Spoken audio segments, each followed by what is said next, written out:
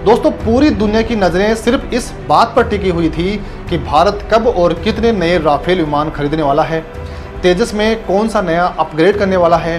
Global defence market अब तक यही मानकर बैठा हुआ था कि भारतीय वायुसेना का पूरा फोकस अभी सिर्फ चौथी पीढ़ी के फाइटर जेट्स पर ही सिमटा हुआ है। लेकिन दोस्तों, असली खेल भारत ने यहीं पर कर दिया है। पर्दे के पीछे हमारे वैज्ञानिकों ने एक ऐसा नया खामोश धमाका कर दिया है जिसकी गूंज सीधे चीन अमेरिका के डिफेंस हेडक्वार्टर तक पहुंच चुकी है। भारत के सबसे महत्वाकांक्षी और एडवांस मीडियम कॉम्पैक्ट एयरक्राफ्ट यानी एम का प्रोजेक्ट को लेकर एक ऐसी सीक्रेट तैयारी शुरू हो चुकी है जिसने रातों रात इस फाइटर जेट को दुनिया के सबसे खतरनाक स्टील्थ विमानों की कतार में लाकर खड़ा कर दिया है। यह एक ऐसा प्रोजेक्ट है जो आसमान में हमारी ताकत को कई गुना बढ़ा देने वाला है। दोस्तों, यहाँ पर हमारे सवाल बनते हैं कि आखिर भारत ने एमका के लिए ऐसे कौन से गुप्त स्मार्ट हथियार तैयार करने शुरू कर दिए हैं जो इसे आसमान में पूरी तरह से अदृश्य बना देंगे। और आखिर इंटरनल वेपन बे में छिपकर जाने वाली ये मिसाइल दुश्मन के रडार सिस्टम को कैसे चकमा देगी।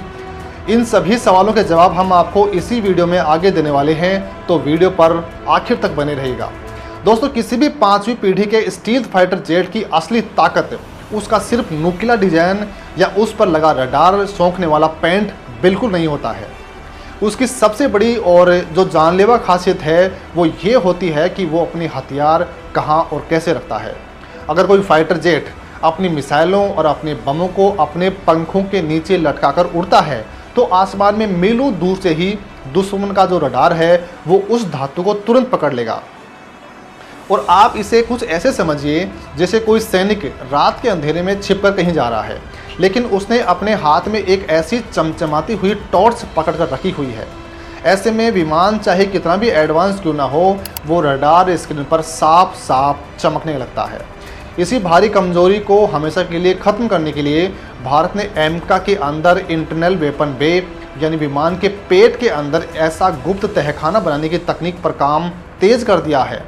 यह एक ऐसा हाईटेक और सुरक्षित चैम्बर होगा जिसके अंदर बहुत सारी मिसाइलें पूरी तरह से बंद रहेंगी।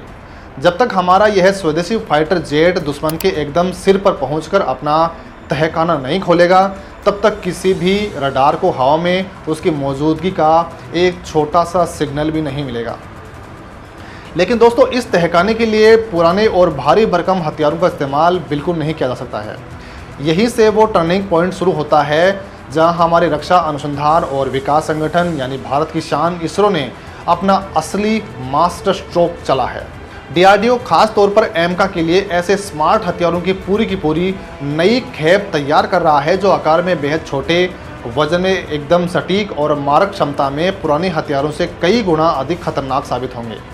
इन नई जनरेशन की मिसाइलों को इस तरह से डिजाइन किया जा रहा है कि इनके पंख यानी फिन्स आसानी से फोल्ड हो सकें। आसान भाषा में समझें तो ये मिसाइलें तहखाने के अंदर एकदम सिकुड़ कर रहेंगी, लेकिन जैसे ही इन्हें हवा में फायर किया जाएगा इनके पंख तुरंत खुल जाएंगे और ये सीधा अपने टारगेट को जाकर भस्म कर देंगे। इस तकनीक को हकीकत में बदलना कोई बच्चों का खेल नहीं है। जब कोई लड़ाकू विमान ध्वनि की रफ्तार से उड़ रहा होता है तब उसके तहखाने से मिसाइल को बाहर निकालना बहुत ही चुनौतीपूर्ण होता है। तेज़ हवा का दबाव मिसाइल को हवा से टकरा सकता है, इसलिए डीआरडीओ ऐसे विशेष इंजेक्शन मैकेनिज्म तैयार कर रहा है जो मिसाइल को झटके से नीचे की तरफ धकेलेंगे और उसके बाद ही मिसाइल का अपना इंजन स्टार्ट होगा। इन स्मार्ट हथियारों की लिस्ट में जो नाम सबसे ऊपर आ रहा है वह है एक नई और कॉम्पैक्ट स्टील्थ क्रूज मिसाइल। दोस्तों, हमारे लैब में एक ऐसे हथियार का खाका पूरी तरह से खींच दिया गया है जो रैमजेट प्रपल्सन तकनीक से लैस होगा। रैमजेट तकनीक का सीधा मतलब ये है कि यह मिसाइल हवा से ही ऑक्सीजन खींचेगी और ध्वनि की रफ्तार से कई गुना अधिक तेज़ी से उड़ते हुए दुश्मन के सबसे सुरक्षित ठिकानों को राख कर देगी। यह मिसाइल खुद भी पूरी तरह से स्टील्थ होगी, यानी इसे हवा में पकड़ना किसी भी एडवांस एयर डिफेंस सिस्टम के बस की बात नहीं होगी। दोस्तों, जब एमका अपनी इस अदृश्य ताकत का इस्तेमाल करते हुए दुश्मन के इलाकों में घुसेगा और वहां से इस रैमजेट मिसाइल को फायर करेगा तो सामने वाले को यह सोचने तक का समय नहीं मिलेगा कि हमला आखिर हुआ कहां से है। आज तक पूरी दुनिया में अमेरिकी F-22 रैप्टर और F-35 लाइटनिंग जैसे गिने चुने फाइटर जेट्स ही इस तरह की इंटरनल वेपन बे तकनीक का सफलतापूर्वक इस्तेमाल कर पाए हैं।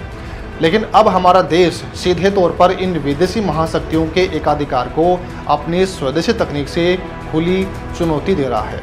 हम सिर्फ एक खाली जहाज का ढांचा नहीं बना रहे हैं, बल्कि उसके अंदर फिट होने वाले एयर टू एयर और स्टैंड ऑफ प्रिसीजन हथियारों का एक पूरा का पूरा स्वदेशी इकोसिस्टम तैयार कर रहे हैं। स्टैंड ऑफ हथियार वो होते हैं जिन्हें आप सुरक्षित दूरी से फायर कर सकते हैं और वो सैकड़ों किलोमीटर दूर जाकर दुश्मन के टारगेट को अचूक सटीकता के साथ हिट करते हैं।